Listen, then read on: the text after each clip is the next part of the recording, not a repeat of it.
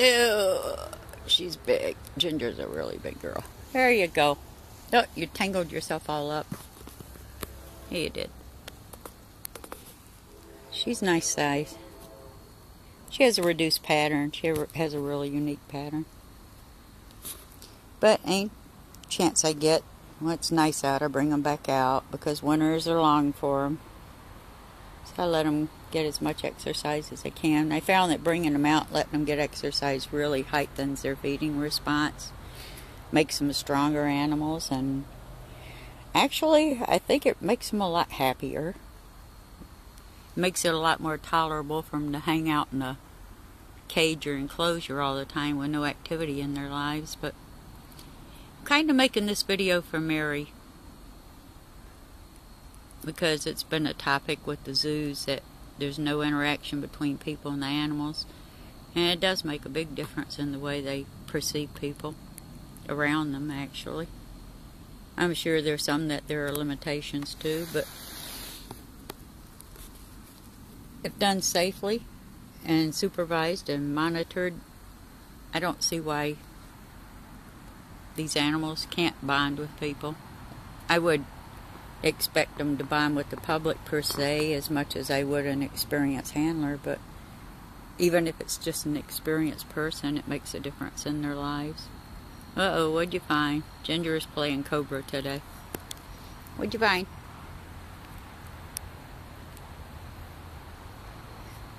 Huh? What'd you find?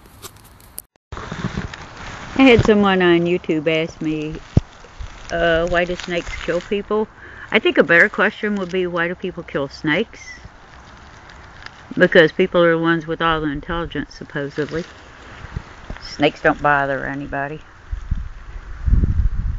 So I don't, it's kind of a strange question. And it's kind of hard to answer it because snakes don't chase people down and kill them. People chase snakes down and kill them. So it's kind of a one-sided question, really.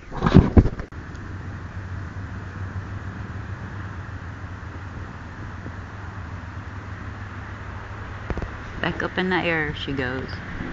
Ginger's another one that likes to be up in the air when she's outdoors. So does Tipper and Chewy. I got 3 of them that spend their time standing outdoors. Well, she's really long.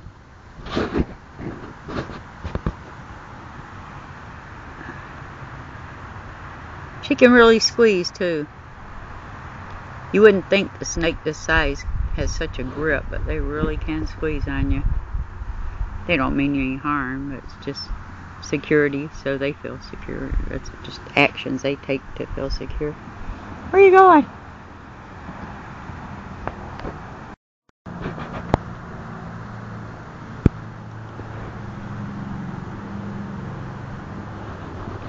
Next to Mama. They all stay right close to me outdoors. I've had people ask me if I don't worry about them running off or taking off. Not really, because they're always close to me. So it's not an issue I've ever had to address. They're used to bonding with me, so they seem to feel secure close to me.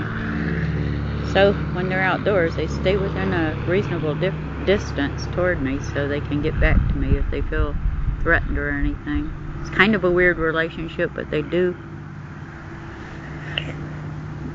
learn to trust you, and they do bond with you, and they have a sense of security around you if they're worked with a lot and handled a lot. Just like a little kid. Where do you think you're going? Huh? Where are you going, Ginger?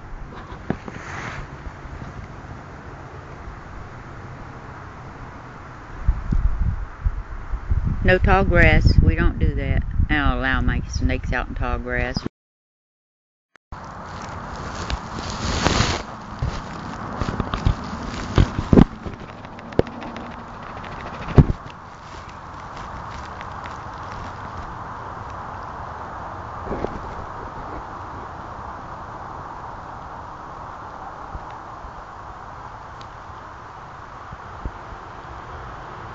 She has a really pretty pattern.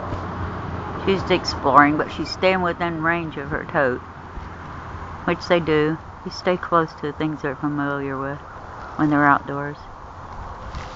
Yeah, she's a big girl. What are you doing? You're all over the place today, huh? What are you doing? Now I'm gonna go under the top on that toad. That's what I'm gonna do.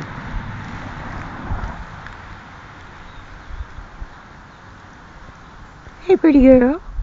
What pretty girl? She's right here on my arm.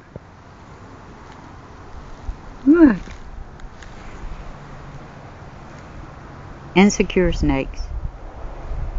What, D? Huh? What, G?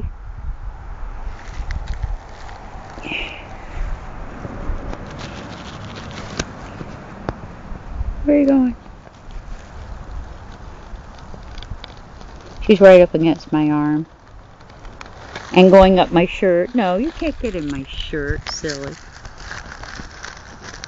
You're not that insecure.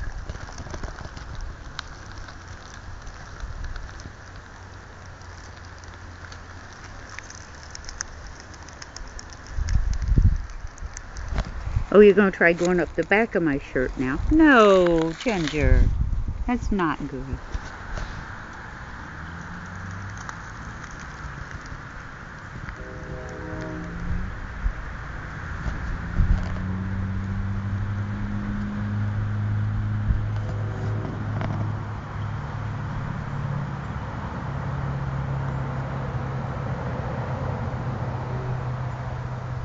I don't see what people find repulsive about snakes.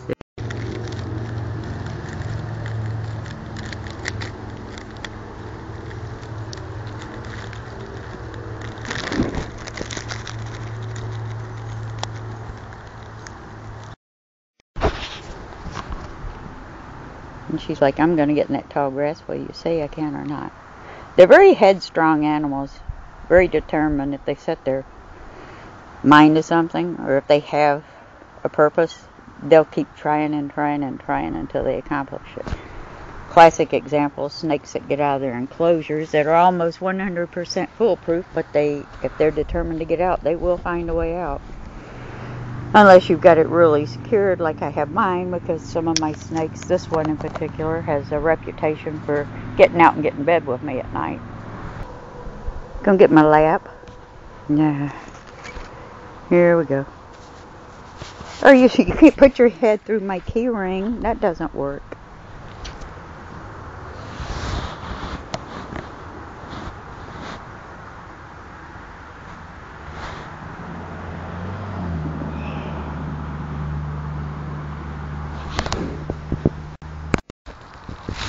Though they may appear to be slow moving, if they're striking, they're lightning fast. And they can really move. They get really going. They look like a sidewinder going across the yard. And Ginger's kind of in a fast pace right now because she thinks she's going to get around me and get in that tall grass behind me, which isn't going to happen. So if they want something, they can move fast. Anybody that's received a bad bite from a snake can confirm that their speed is incredible.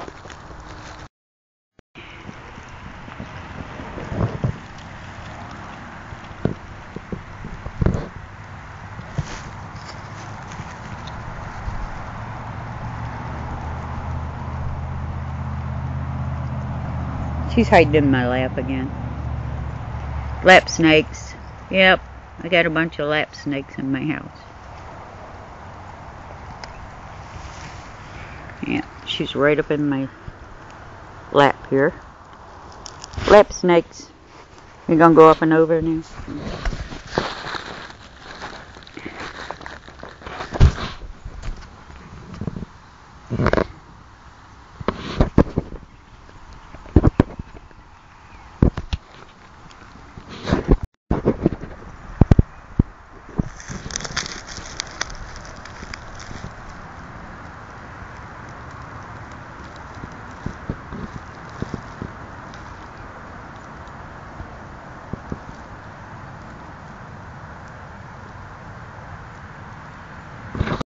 When they're outdoors, you have to use a little more caution when you pick them up so you don't startle them. Mine are used to being grabbed and picked up, but snake that's not used to it, last thing you want to do is grab one outdoors because it'll freak them out and they'll think there's a predator after them, and it's a good chance you'll get bit doing that. Well, like I said, if they're used to being handled and worked with, they don't freak out. She does once in a while. Tipper will too if I just reach down out of nowhere and pick them up. They bug out a little bit. But. Classic example. She's giving me resistance. Okay, let's go back over here. No tall grass. Nope.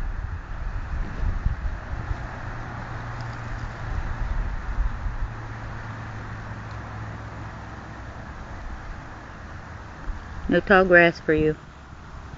Yeah, a lot of people don't like ball pythons. I really feel bad for them because they're so cheap and they're so easy to get hold of. So many people, they seem to be the one snake that's most widely abused and neglected because they don't have that money value status. And the normals, I think, are the most beautiful snakes there are. But I really just don't understand why people hate ball pythons and find it so easy to treat them badly. Both of mine are normals. She's reduced pattern, but geez, I love them as much as I would a $10,000 snake. Then again, I'm not a breeder, but you know, will you get off my key ring? You're gonna get your nose stuck in it. Yeah.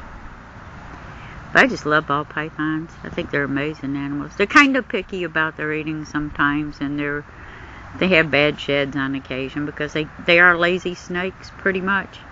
If you want to get a really active snake, one you don't have to worry about, get a carpet python. They never slow down.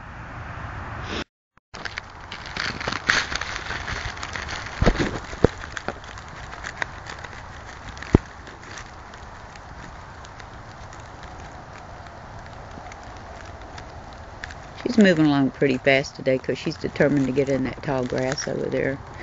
So she thinks if she hurries up and goes by me, she can get there before I notice. Hard heads.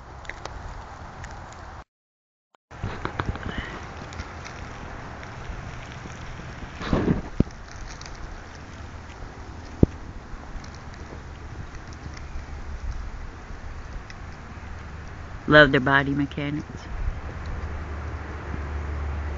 Where do you think you're going? You're not getting in that tall grass. It's not going to happen.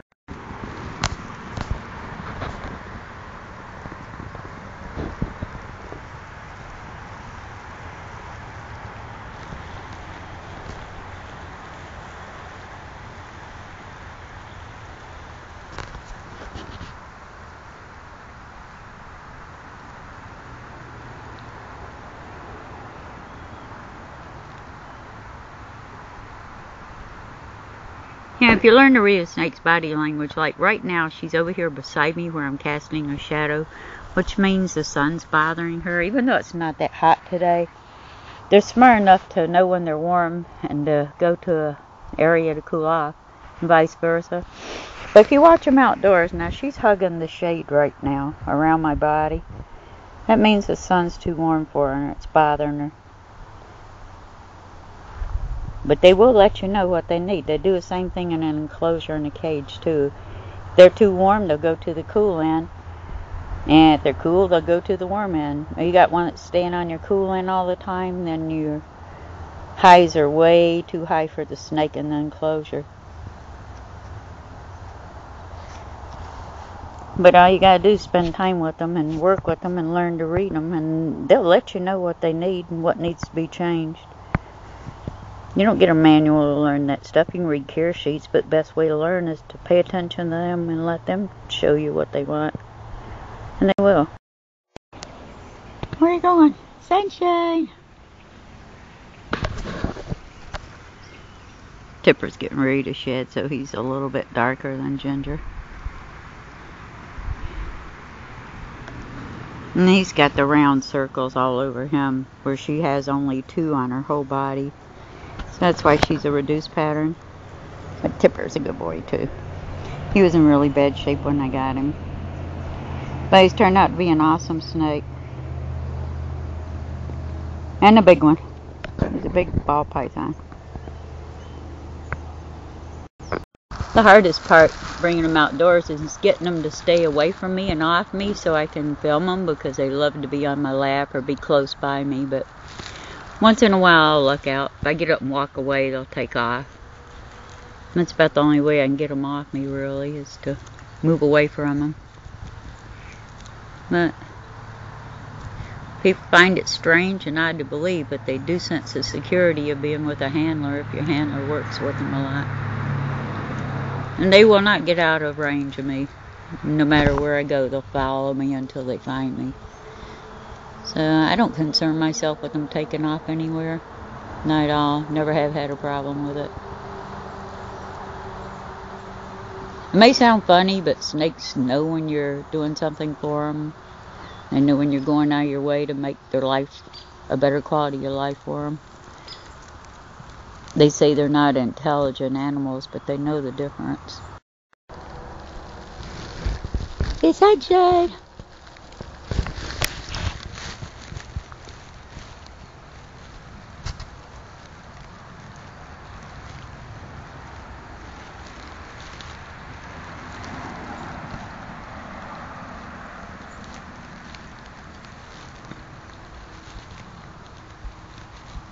It's really warm out today. Actually, it's not hot, but it's really warm. We've had our heaters on at night and our windows and air conditioner on during the day. Crazy as well.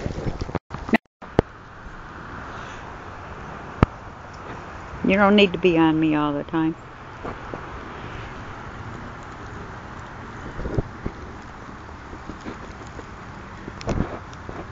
Yeah. Here's Tipper, classic example. He's hugging my leg. Yeah. But they stay close to me all the time.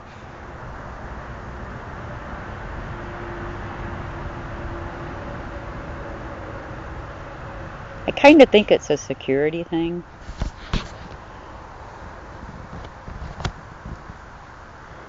Well, snakes are creatures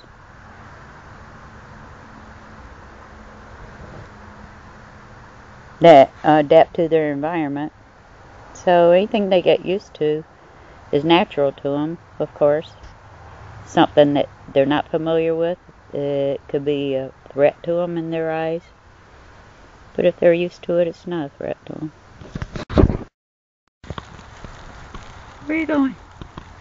All these leaves getting in your way? Hey, darn it. Leaves all over the yard.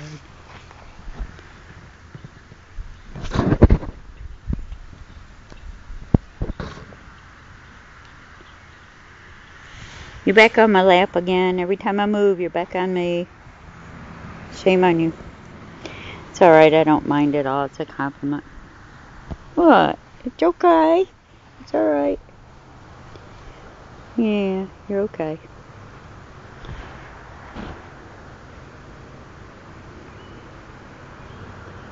Yeah, Mama will protect you.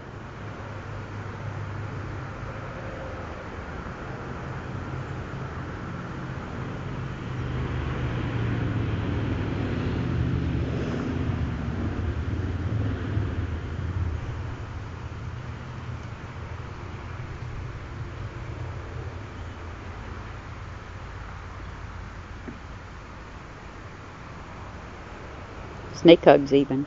Getting snake hugs today.